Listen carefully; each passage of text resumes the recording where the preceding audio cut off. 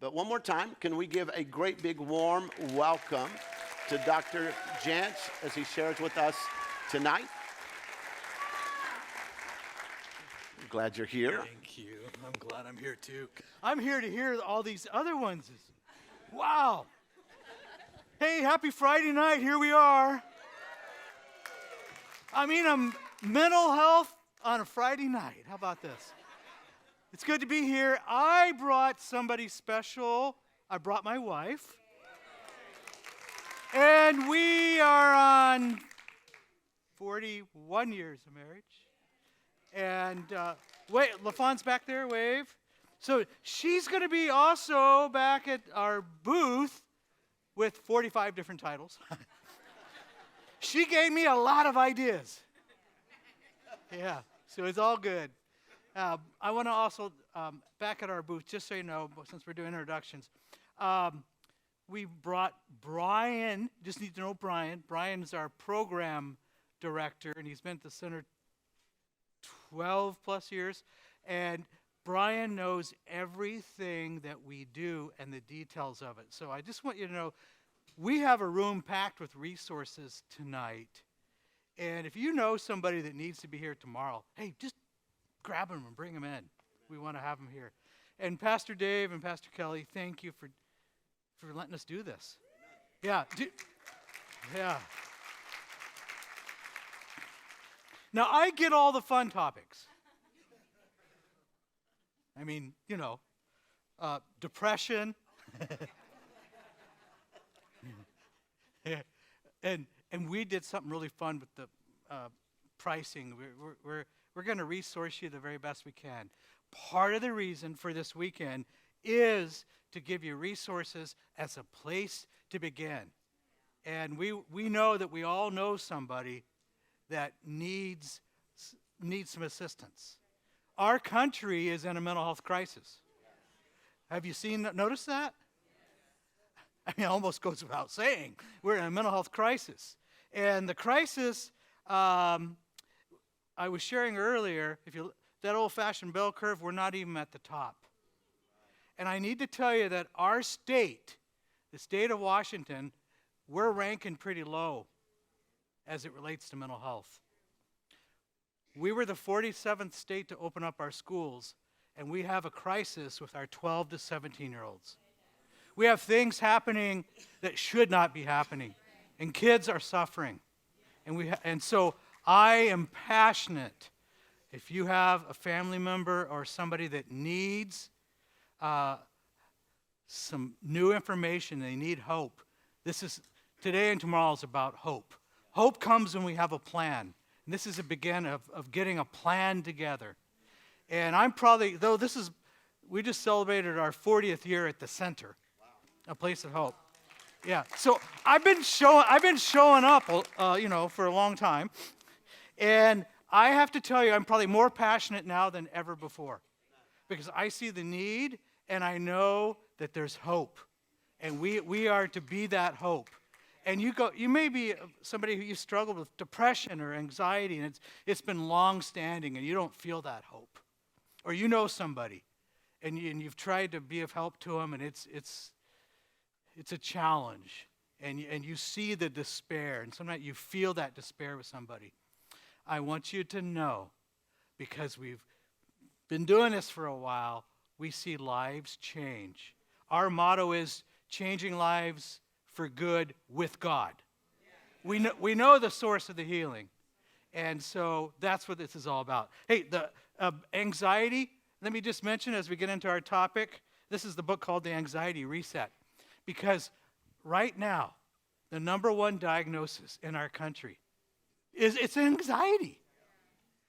You go to your primary care physician and they ask you a bunch of questions, right? It's a whole new game now. They ask you questions, and part of that is because it was depression. Depression was number 2. And now anxiety is the number one non-medical diagnosis in our country. That tells us something. And it's also an opportunity to speak truth and speak words of hope and have a plan. So Just wanted to highlight those because those are some of my fun topics. Tonight's anxiety. And they said, can you mix a little anxiety with addiction? So I have a book on addiction.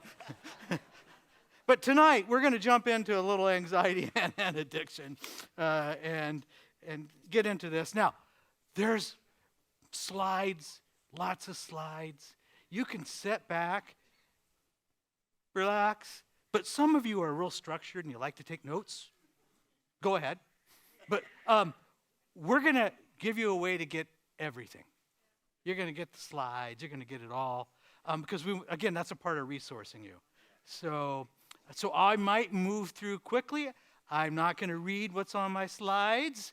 I'm going to let you do that later, okay? But we're going to walk through the topic tonight. We at the center take a lot of phone calls from all over the country of people who they want help. Because the country's in a mental health crisis, and I think we could probably say epidemic. It's kind of beyond a crisis. Post-pandemic, things got a little crazy, right? Mental health-wise. Well, a lot of ways it got crazy, but mental health-wise. And people have not recovered. They have not recovered.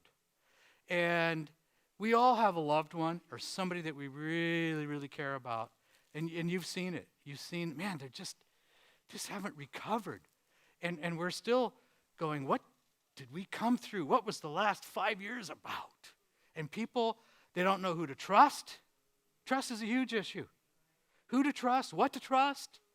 And certainly, people seeking help for something as sensitive as mental health issues, sometimes there's embarrassment, there's shame. It's like, and it's a big deal to ask for help. It really is. And so I just want to acknowledge that. It's a big deal.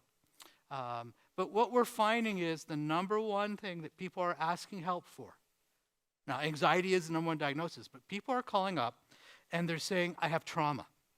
There's trauma I have trauma. I've been traumatized. Now, that can mean a lot of different things. And Cherie's going to do a great presentation on trauma.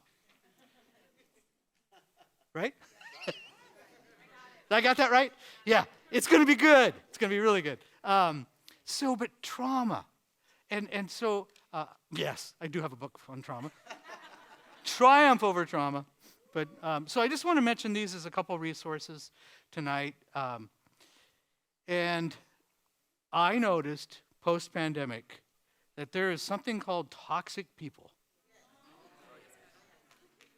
How to deal with toxic people. Okay, this may sound a little funny, but this is my #1 airport bestseller. And in Walmart and some pharmacies. Toxic people. Have you noticed that? The more mental health crisis we're in, the more toxic it seems like people are. And so it's nobody in this room, but you probably have some toxic neighbors. 2 Timothy 1:7 says for just a test. Oh, did we tell you that there is a quiz at the end of the weekend? I do have something I can hardly wait to tell you. I do have a super, super cool gift that's going to resource you for a long time. That's going to come a little bit later. 2 Timothy says, for the Lord has not given us a spirit of fear, but of power, love, and usually it's sound mind, right? And how do we get a sound mind? Who is a healthy person? Did you have a role model for what was healthy growing up? I mean, probably. Did we have a class in school about how to be emotionally healthy? It's like something we don't really even ever talk about, how to be healthy. What does it mean to have a sound mind? So that verse that Paul wrote is our foundational verse for everything we're presenting. Okay? And I have to tell you, fear, we could put the word anxiety in there. And there is, to mental health issues, we always need to look at it, there's a spiritual side. Okay? This is why we're kind of known for doing the whole person. We've got to look at, okay, spiritually what's going on. Do we know that the enemy comes not only to kill and destroy, but does that a lot of times through fear? What does fear do to us? It paralyzes us. And people do sometimes really desperate things when they're riddled with fear. But fear can be a great tool of the enemy. So I want to say there's a spiritual side to everything we're talking about, which means there's also spiritual solutions. So that's just want to let you know. Counselors can do a lot to help, or good counselors. I mean, when I first got into this field, I was kind of, probably maybe a little embarrassed. You know, people ask you, what do you do? You know, because I thought people in psychology were kind of weird. They were kind of strange. Yet, I had an interest in the field, but I didn't want to be known as one of the strange ones. Well, after tonight, you can decide, but there are counselors and there are psychology and so forth that I just want to say it up front, wouldn't put my faith in, wouldn't go to, wouldn't touch, and I think there's a lot of very confused individuals in our field. And so who we seek help from is super important, because we have to have Spirit-led help. And that's a key. Not everybody that says they're a counselor or a Christian counselor, I'm just giving you my personal bias that I would go to or that I would trust. There's a lot of things in this field, my field, that are not good. Now, there's also a lot of really good people who are doing great work, and I'm going to say God is directing them, and they are instruments of healing. That's what we want to be. So as we look at fear or anxiety, I wrote down, as I was thinking about our time, I wrote down the word anxiety virus. Anxiety is like a virus. Do you notice that? It's catchy.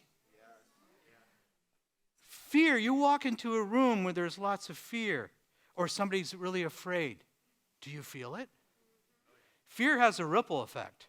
Anxiety has a ripple effect. It can be contagious. And I'm just going to step out there and say I think that at times our media has used fear. Okay. No duh. Okay. But fear can really be, it contaminates us. It paralyzes us. And so I just want to speak really boldly about fear and anxiety. That we live in a culture that promotes a lot of fear and anxiety. We live in a culture that fear has been used to control people. And people have been afraid. And so when I say spirit of fear, the next is power, love, and right? Power and love and a sound mind. That's where we're heading with this. So a little bit of just anxiety disorders. And this is what's interesting about this topic, is that it all changes. Anxiety, the most common. Well, okay. Nearly 25% of U.S. adults, what do you think? You think it's more than that? Well, this came from the CDC, so the numbers are probably higher. Right? Again, we don't know who or what to trust, right? But here I do know this. The vast majority of people suffering with anxiety are not receiving treatment. But here's what they do. They do self-treatment.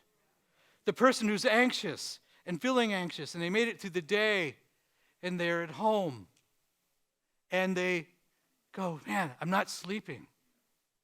And your sleep is disrupted. And they go, okay. And then they have a glass of wine. They go, all right, maybe that worked and I fell asleep.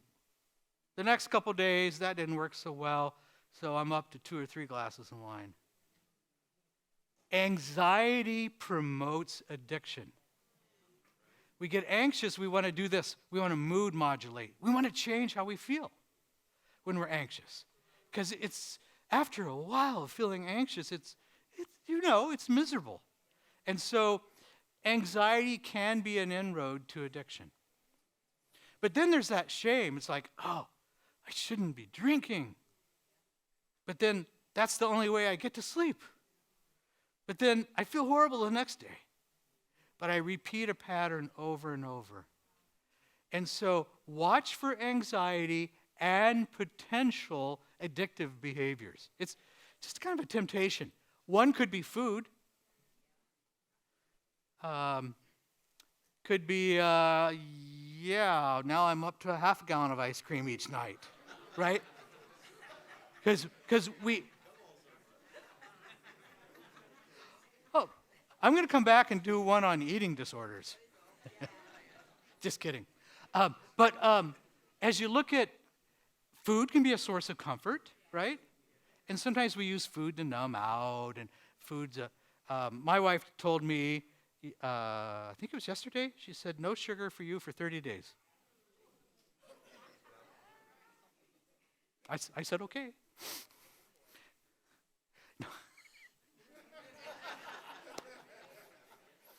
We had dinner tonight. The dessert looked really good. I didn't have any. I remember what she told me.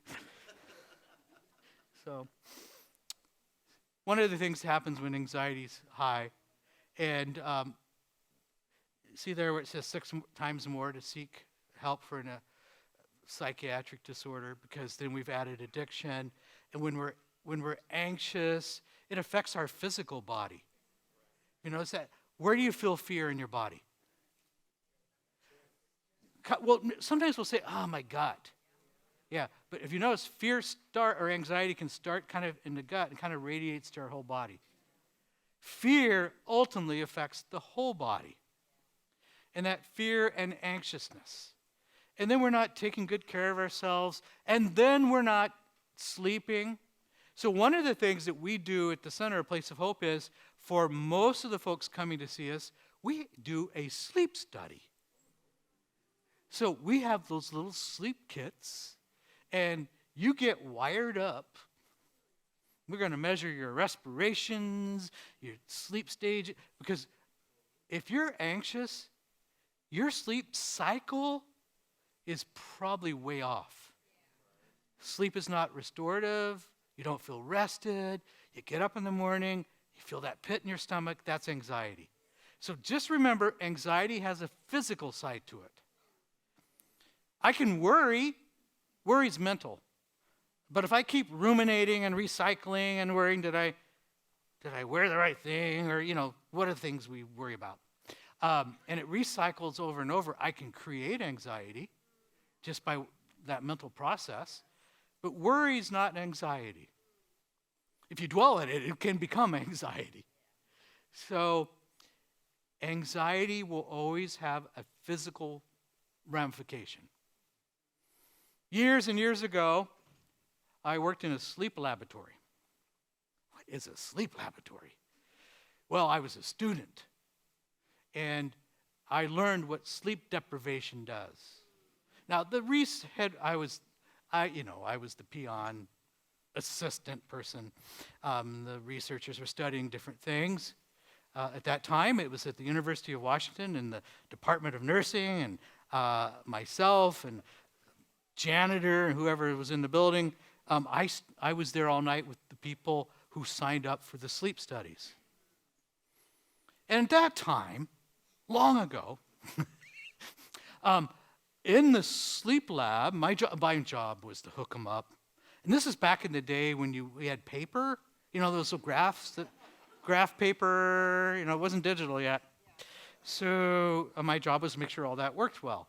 But on the one side of the sleep laboratory was the primate lab, the monkey lab. Now, who in the world put a sleep lab next to the monkeys? But that's what was there. On the other side of that was the cadavers for the medical students. And this is absolutely a true story.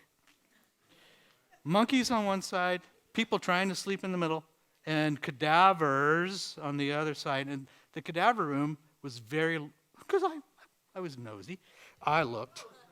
It was a very large room with lots of cots with sheets over the cadavers. And I was actually very interested in sleep. I'm even more so interested in sleep and mental health issues because I'm seeing the sleep crisis we're in. Sleep doctors, sleep clinics are pretty busy.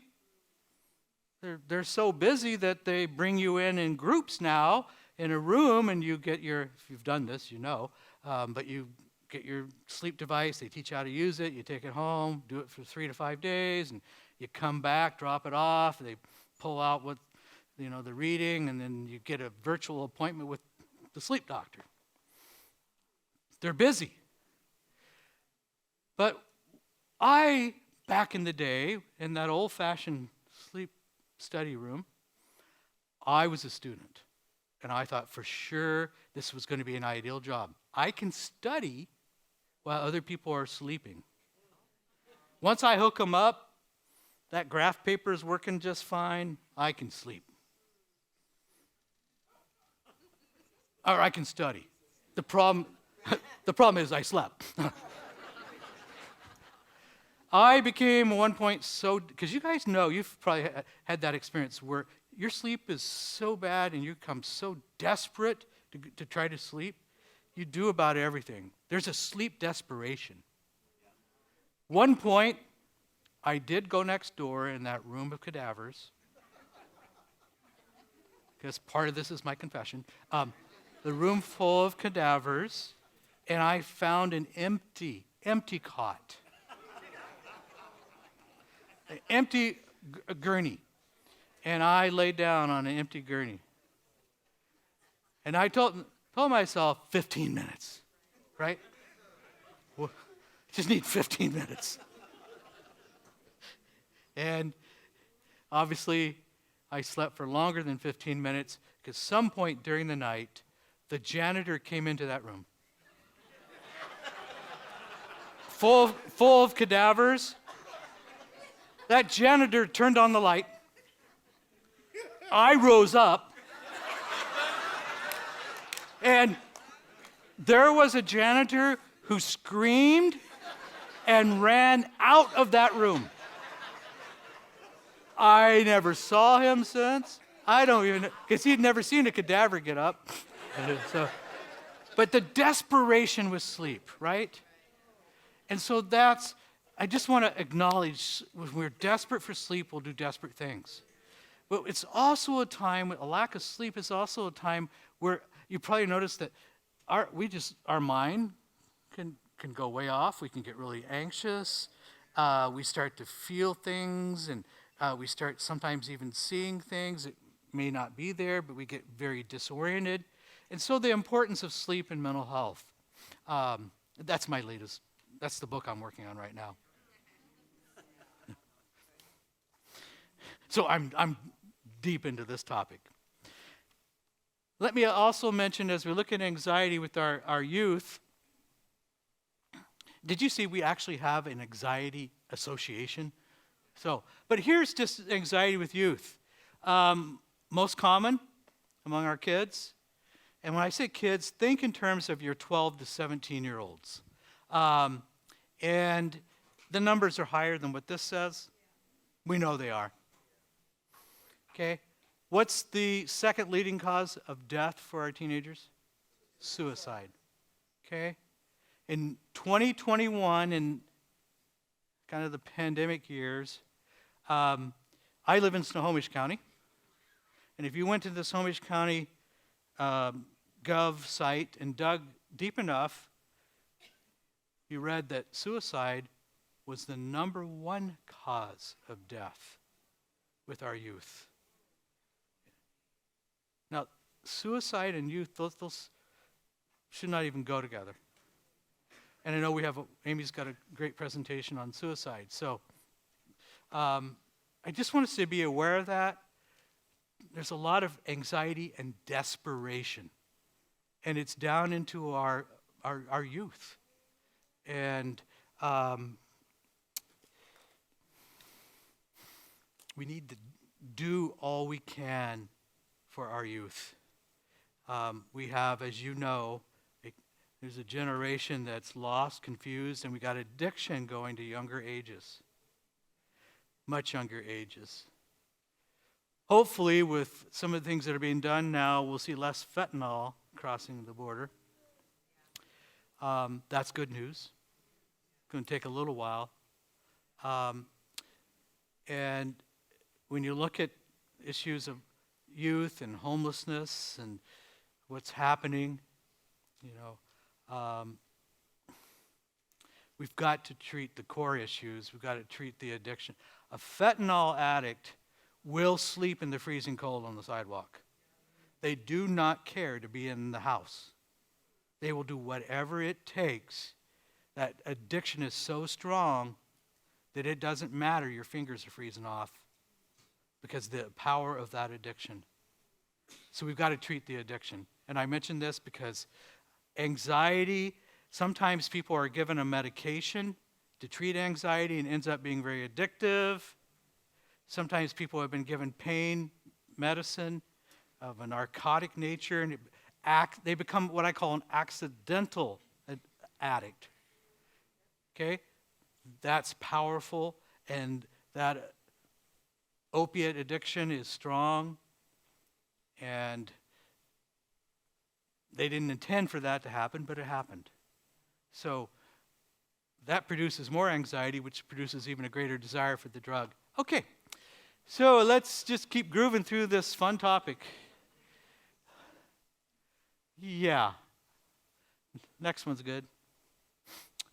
2020. Children 3 to 17. Well,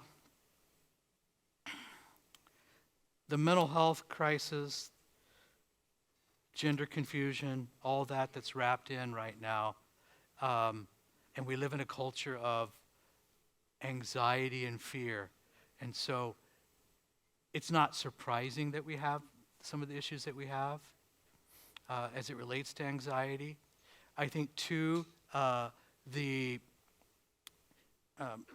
anxiety that can be caused from even you're low in vitamin D, your body may produce some depression, anxiety. You have hormonal imbalance, estrogen, testosterone, estradiol, hormonal imbalance. You're going to probably have some anxiety. You have a low thyroid, you're going to have some anxiety. So sometimes, again, this is why when we suffer from anxiety or any mental health struggle, we need to pray for wisdom and discernment that the Lord will guide us to what is the missing pieces to the puzzle. If I have a hormonal imbalance and it's producing a lot of anxiety physiologically, I can take a lot of anxiety medication, but it won't change anything. So we don't want to be misdirected in this. So that's what the prayer of discernment. And we always believe, here's our philosophy. We look at, everybody's like a 1,000-piece puzzle. My wife is a puzzle specialist. And, you get down to the last, sometimes you want to give up, but there's always missing pieces to our puzzle. And so that's what we see. What we're supposed to do is, with God's help, what is this person's missing pieces, usually more than one thing, pieces to the puzzle that can be put back, that can help put back their life. So that's what we believe. All righty. Oh, technology. Okay, so you're depressed and you turn to social media, right? Is that a good idea? Were people freaking out when TikTok got turned off for a couple days? What's that about?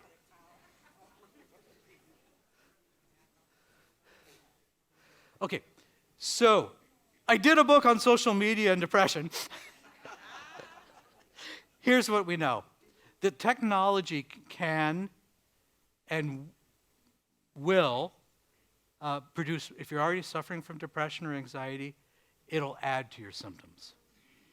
I know the temptation is to drown myself in Instagram, you name it. And for many, during COVID, you did a lot of doom scrolling. Some of you, you're still doom scrolling. Except a lot of the news is a little different right now. And things feel a little different. But we become addicted to the device. But we end up, because when you're online or you're in social media, the first thing we do is do a mental comparison. Does everybody look a lot better online? Or something's different, right? 3 seconds I put that filter on, I look great. Right? It's hard to know, again, what's true. But we compare, and then we get engaged in the digital world, and we disconnect from our other relationships. One of the things that happened that produced more anxiety is, did work from home work? No. I spoke with a HR person at a very large local technology firm. And I asked the question, this is in the middle of everything, because everybody's working from home. We're supposed to be working from home. And I asked the question, how's that working? She said, well, really not all that well. We can't manage people really remotely. And I suspect we have some people drinking while they're working. Now, who would do that? You're at home, the world's pretty depressing, it's pretty anxious. Yeah, I get to work from home. And so we actually ended up having a couple of technology people who eventually came in for help. And one said, well, yeah, 3 or 4 o'clock, I would start to drink. But then a few months later, it's 1 o'clock. I'm still working. I don't know what they're doing, writing computer code, drinking. It's probably just not a good mix. So we got to always look at what's happening in our life with technology. How could it be contributing to anxiety? All right. So the good news is there's only 45 more slides, but you get them all. Oh, yes. As we look at here recently, and I think of the anxiety at home, I think there it is, and just everything people have been faced with, I do think it's been a lot. And I think we have, not only from inflation, remember when there's unknowns, it produces anxiety. There's been a lot of unknowns. Yeah, a lot of unknowns. And for me, I'm like super grateful for churches like Capital Christian Center because we need this anchor point in a world with all the unknowns, and we need each other. But when we have anxiety, we tend to disconnect, we tend to isolate more. Turning to social media or the digital world is a way of disconnecting. People thought, oh no, I'm connecting. But are they? No, there's something about a real relationship and being together that's so important. All right, how you guys doing? Are you glad you came tonight? Okay. Just checking. Oh, all right. Psychologists came up with a new term to describe some of this. And the term's interesting. It's to describe a generation that we're in right now. And the term that is used is foreshortened future. Foreshortened future. And that's to describe that because of the anxiety levels and fear, people do not see a positive future. When they look ahead, there's there has been less optimism, and the word that's been described as apathy. Kind of got a little bit of a death culture going on with our youth, and the death themes. And unfortunately, for a person that's struggling with their life, and there's just a few clicks away to find out how to take your life, and the foreshortened future. Now, I said when we started tonight that hope comes when there's a plan, and people have apathy because it doesn't feel like there's a plan. And we need a plan for anxiety. We need a plan. So what are the common anxiety types? And on our website, we'll show you at the end, but aplaceofhope.com, I have some confidential tests that you can take that relate to, you're really good up there, thank you. A place of hope. Oh, we got a QR code. It's so cool. A place of hope. But there's a tab on the upper right that says test, and there's there's a test for anxiety, depression, and again, I don't see how you score or anything. It's confidential, but we automatically send you some resources. Okay, like a chapter from a book, some handouts, some things, just as a place to start. But sometimes we need to know, okay, of all the symptoms I'm experiencing, how many of these are related to anxiety? So it's just a good place to start. All right. So what's generalized anxiety disorder?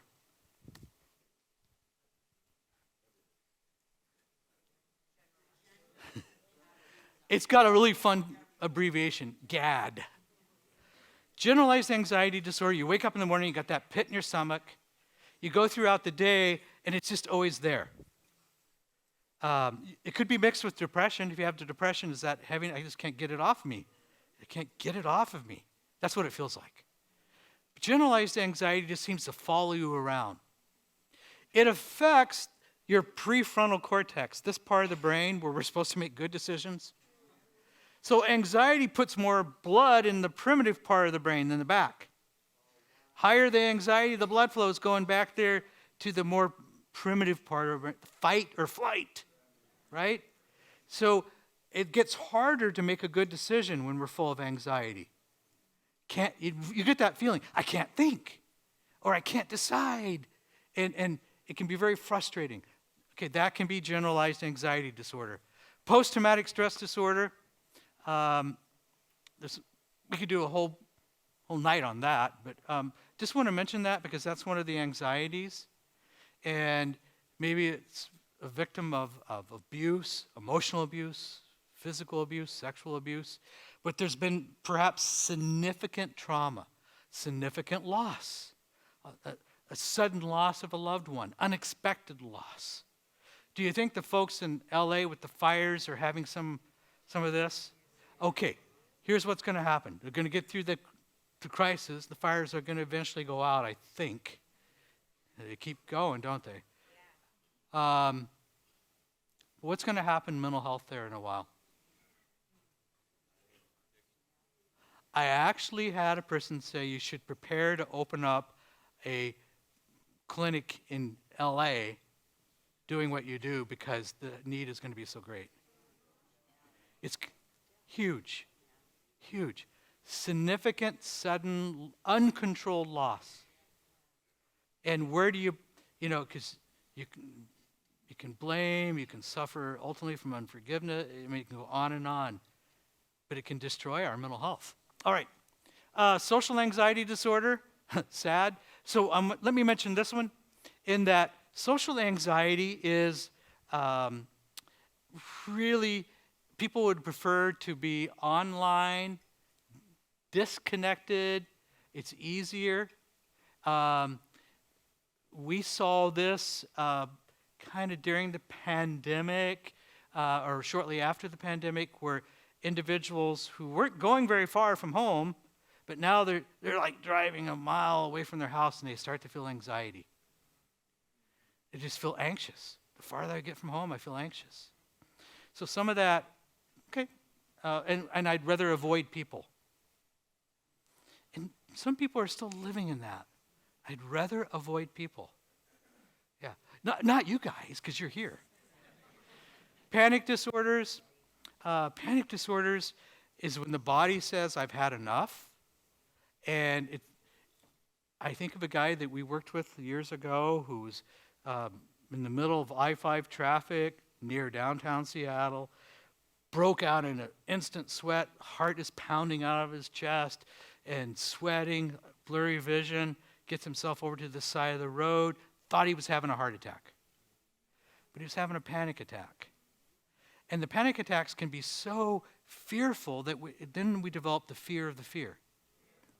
Okay, remember, there's a spiritual side because the enemy can really use panic and fear in our life. So let's remember that. All right, obsessive compulsive disorder. Again, I just want us to know the common anxiety types. Obsessive compulsive. Obsessive is my mind. I'm repeating something, ruminating over and over. The compulsion is the behavior I do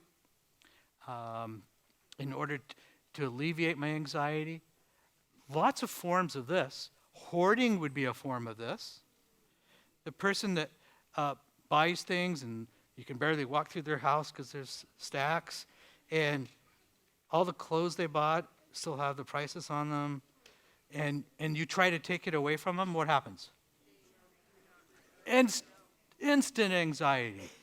Because all that represented a way to lower anxiety, but it creates more anxiety ultimately. So that's just one form. And then phobias. Okay, what's a specific phobia? Agoraphobia. Yeah.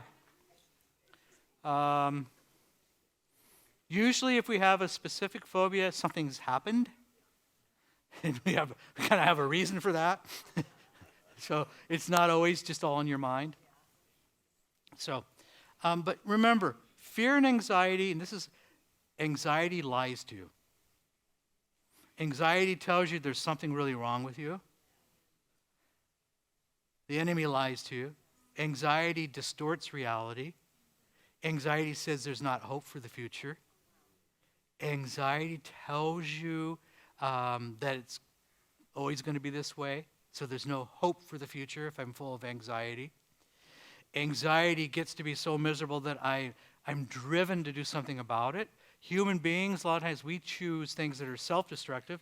That's the alcohol, that's the food, misuse of prescription drugs. I think you could escape in the digital world, pornography, anything that's an escape to alter how I'm feeling. So, okay. All righty.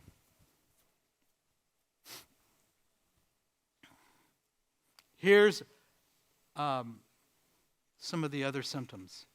When you go, there's plenty, there could be pages of them, but when you go online and take that anxiety quiz or test, we're going to look at all these different. But I want you to know that anxiety affects the whole person.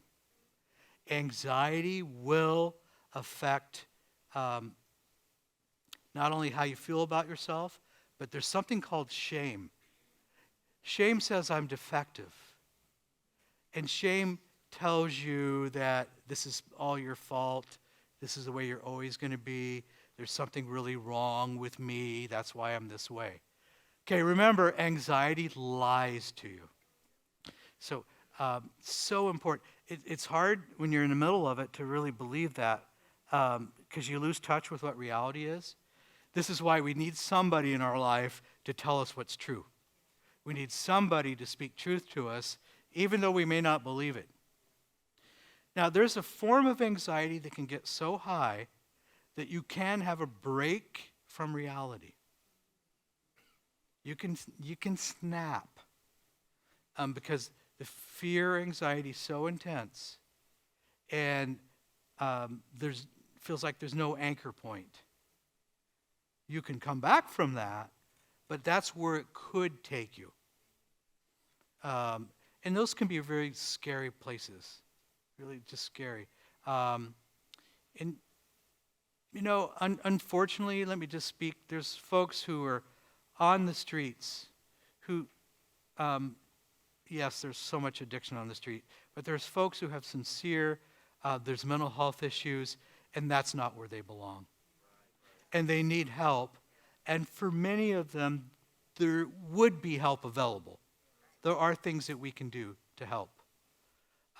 But you could see how anxiety could take you down a path where you're no longer functioning and you're not able to work, and then maybe you do step into addiction or addictive behaviors.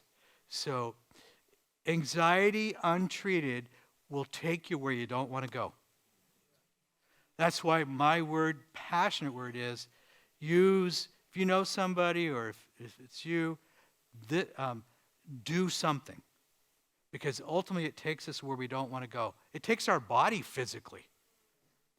So, and I have to tell you, it's amazing because we have doctors who do blood work and so forth. And how many people had something off in their body chemistry that was amplifying all the anxiety? It wasn't the sole source, but because it was off. And when we replace whatever that needed to be, how differently they feel. And now they have energy, they can concentrate a little better to do the other work they need to do. So, all right. Children and teens. Do you see this with kids?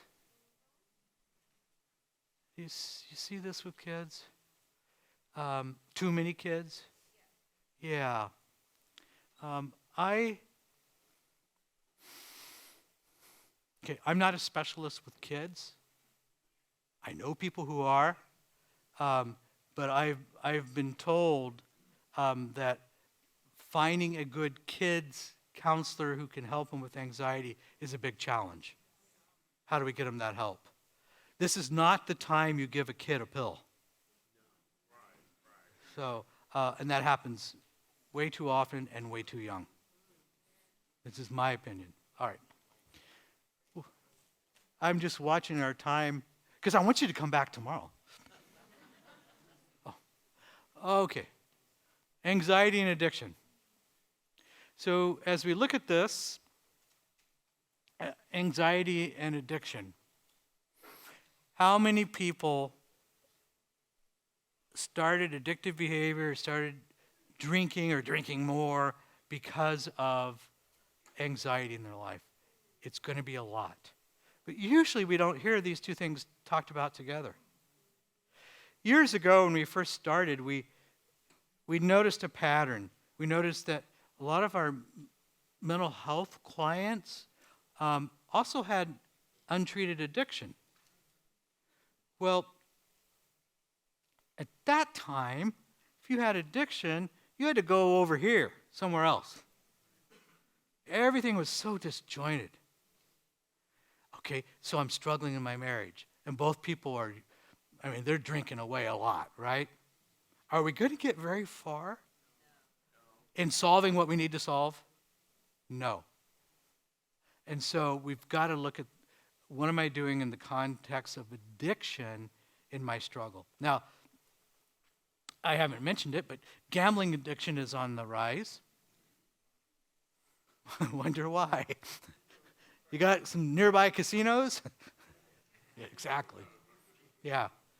We do have a newer law, that if you have a self-reported gambling problem, you can go in, put yourself on their list, right?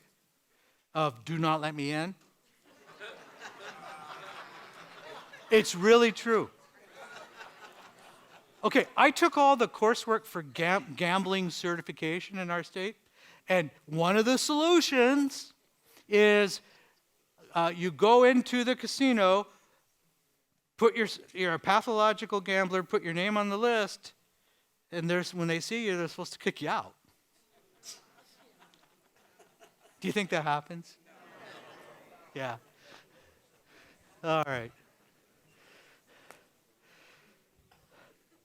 Here's what to remember about any addiction. Addictions also distort reality. Addictions cause us to have the substance or whatever it is, it takes all priority over people and relationship. Addictions rob intimacy or closeness. Addiction is a barrier that keeps other people away. It can be a shield to protect us, even a food addiction.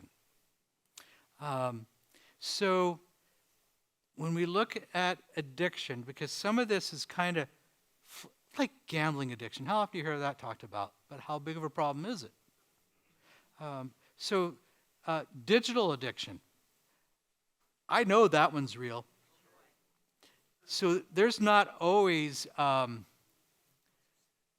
here's what we do. You come to the center, a place of hope. Day one, you turn in anything with a screen. You'll never come now, will you? Well, don't worry, we just got to get you past a few days. So it's got a screen, we take it, we have a safe, we lock it away. So day 2 of not having your device, what happens? Heart rate goes up, right? Can't concentrate, sweaty palms. You feel disconnected, right?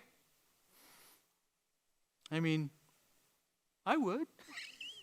Okay, so, but what happens is you start to get symptoms of withdrawal. Okay, it's so predictable for us that we know, so when new people start on either a Monday or a Wednesday, so we know 2-3 days later, they're going to be at the welcome desk. Hey, I forgot to do an email for work. Can I just borrow my laptop again real quick? Okay, because we begin to lie about, oh, I forgot to pay my bills, whatever it is. Because you start to have symptoms of withdrawal. You feel irritable, etc. And so for us to be aware of that, because we don't have a diagnostic code yet for this, but I can tell you it's real. It's real.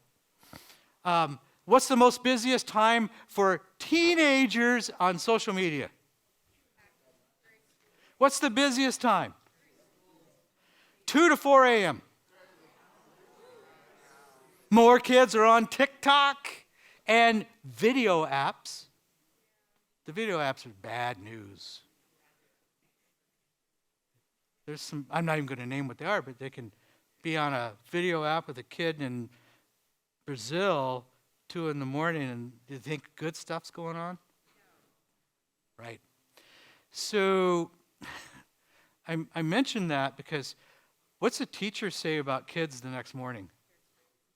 Are kids always tired? Okay. So we work with 17 and above. So I can tell you that we've had clients who have FOMO, fear of missing out, and will sleep with their device under their pillow, vibrating all night long. And you ask the 17-year-old girl, why do you do that? What do they say?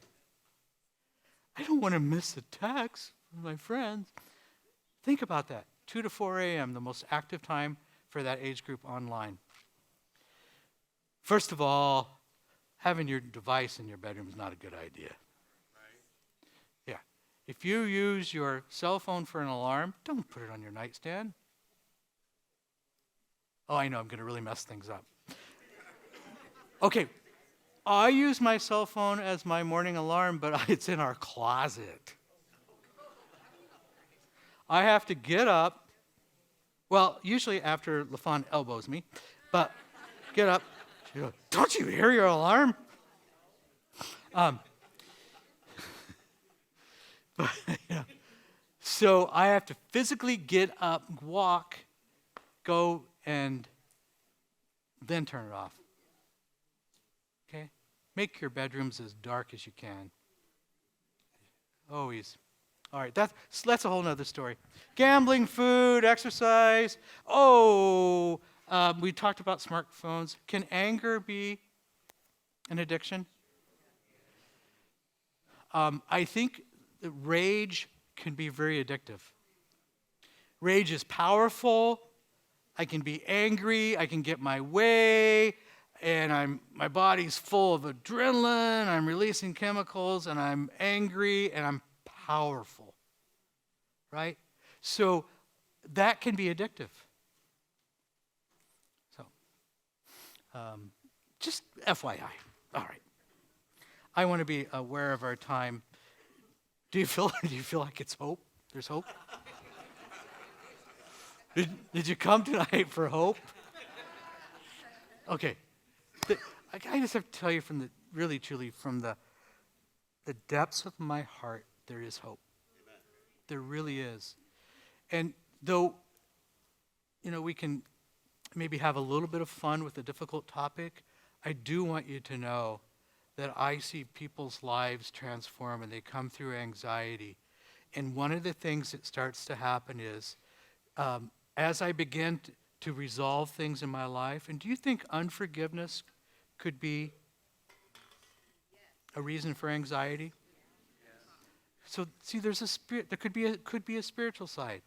The person who's had significant trauma in their life and they haven't yet connected the dots, all that trauma to my life of anxiety, my life of depression, and maybe didn't even realize I've been full of bitterness or anxiety, or bitterness and resentment, and I haven't connected the dots yet.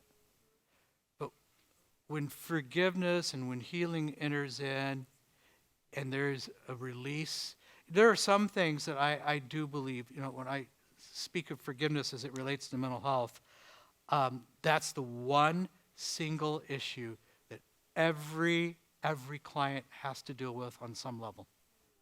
Forgiveness of self, forgiveness of others, things that we've just pushed away.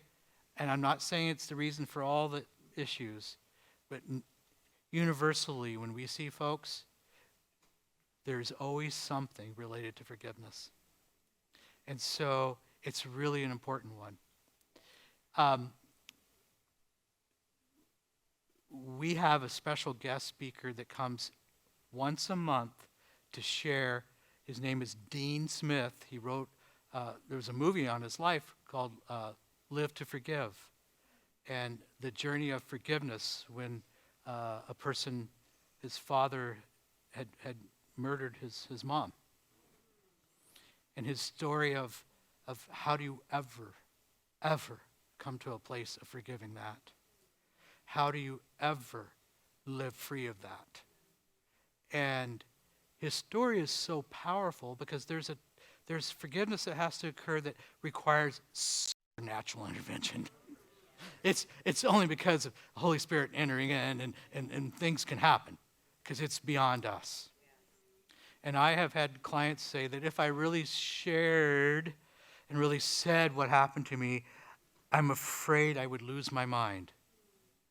I won't come back. I'll lose my mind if I really deal with it. That's the fear again. So this was just this week. So his name, Dean Smith, he wrote a book called The Forgiveness Factor. And the Forgiveness Factor is also kind of like a workbook. And I didn't write it. It's a book we use at the center. And because nobody could do it better than him.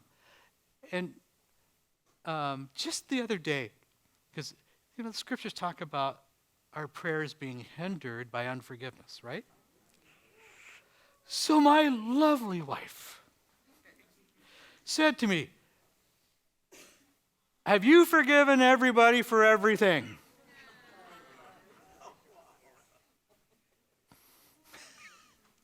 She always asks the good questions. I think so, sweetheart. Now, to do an inventory, part of dealing with anxiety and depression, mental health issues, is always to do an inventory as it relates back to forgiveness. Self-forgiveness, forgiveness of others, and the freedom that comes when that happens, because then we really start to grow. Something enters in. when you start to grow in an emotional way, you do start to feel optimism a little bit more, but also you begin to feel gratitude. And you start to feel a level of gratitude for every day. And you start to see and experience things with gratitude that you didn't see or experience before. And gratitude is powerful. And that's one of the things that we see as people grow and have healing that we worked with over and over and over. You start to see gratitude. The person who has, let's say, an alcohol addiction, and in our program, we do something called the Whiz Quiz. Have you heard of that? A urine analysis. Yeah. A UA, a urine analysis. Okay, if you are using, do you want to have a UA? So the first few A's come with great resistance. I don't have to potty.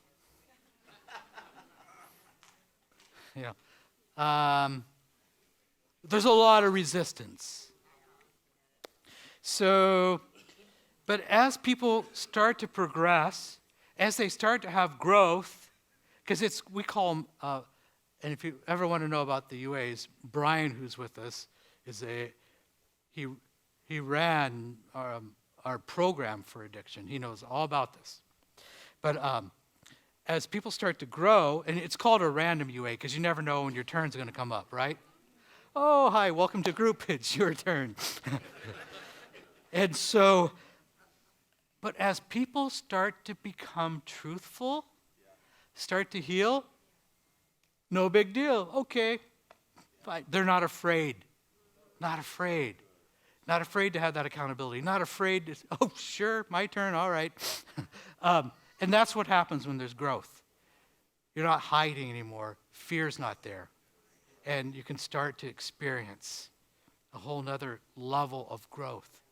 And so let me encourage you, see anxiety, see addiction, see your healing, that there are those perhaps missing pieces of the puzzle, and they can be put back, and we can be made whole. We really can.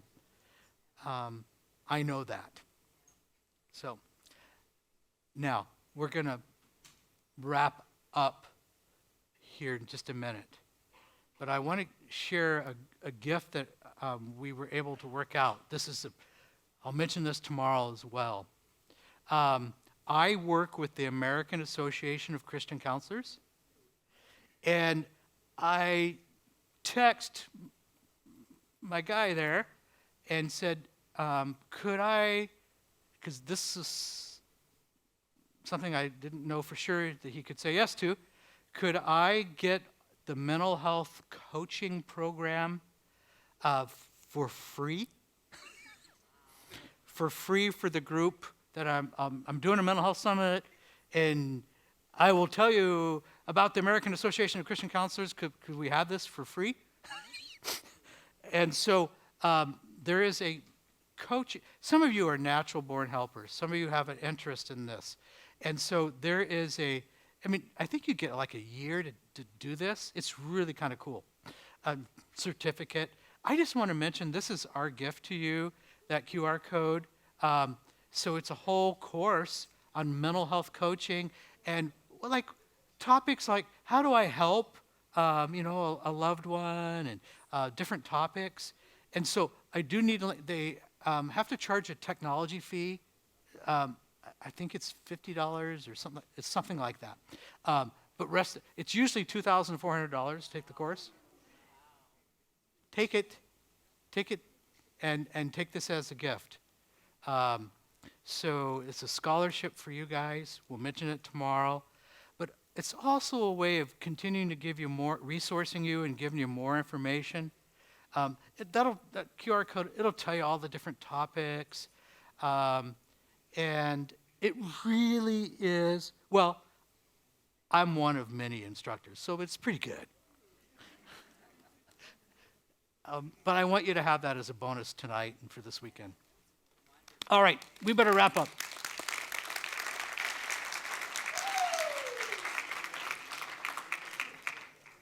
And be sure to visit our booth and ask Brian out there anything you want to ask.